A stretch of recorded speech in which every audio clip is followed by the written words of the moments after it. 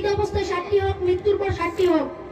জীবিত অবস্থায় 7টি হক: আজমত, অন্তর অন্তর থেকে তাদেরকে সম্মান ও শ্রদ্ধা করা; মুহাব্বত, তাদেরকে মনে প্রাণে মুহাব্বত করা; ইতাআত, তাদেরকে তাদের হুকুমগুলো মান্য করা; খিদমাত, তাদের সেবা ও খিদমত করা; রফে হাজাত, তাদের প্রয়োজন সমূহ পূর্ণ করা; ফিকরে রাহাত, তাদেরকে শান্তি পৌঁছানোর ফিকির করা; গাহগাউন কি মুলাকাত ওয়া জিয়ারাত, দূরে থাকলে মাঝে মধ্যে তাদের সাথে সাক্ষাৎ করা।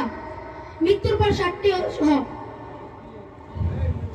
দুআয়ে মাগফিরাত, তাদের জন্য মাগফিরাত ও রহমতের দোয়া করা; ইসলায়ে সওয়াবে তাআত, নফল ইবাদতের মাধ্যমে তাদেরকে সওয়াব পৌঁছানো; ইকরামে আহবাব ওয়া আহলে কুরবাত, তাদের আপনজন ও প্রিয়জনের সম্মান করা; ইয়ানাত আহবাব ওয়া আহলে কুরবাত, তাদের আপনজন ও প্রিয়জনের সহযোগিতা করা;